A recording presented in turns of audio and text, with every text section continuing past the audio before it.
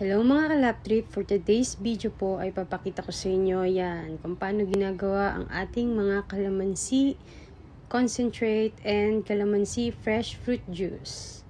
So ayan, hinuhugasan po natin mabuti ang ating mga calamansi para masigurado pong malinis at mawala po yung mga dumi-dumi niya. Ayan, sobrang hinuhugasan po yan mabuti, and then after that, yan, hinihiwa na po natin. Kita nyo naman po kung gaano kabilis yung naghihiwa ng ating mga calamansi, parang machine.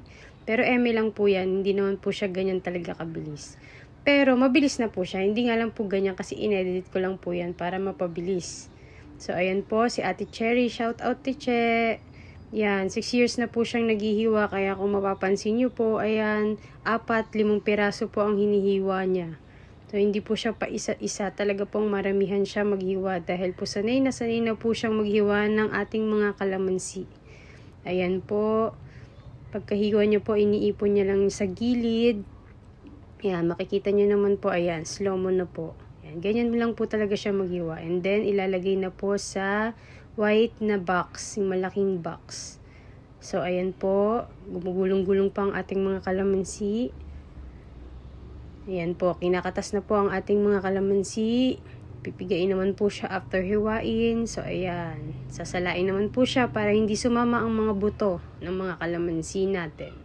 So, talaga para po masigurado natin na wala pong makasamang buto or balat po. Talagang yung calamansi extract lang po talaga siya. So, makikita nyo naman po, fresh na fresh ang ating calamansi extract.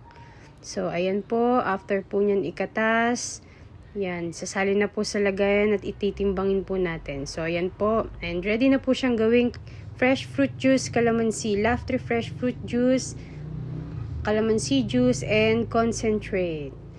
So, ayan po mga kalap trip. Thank you for watching. God bless to all. Bye-bye.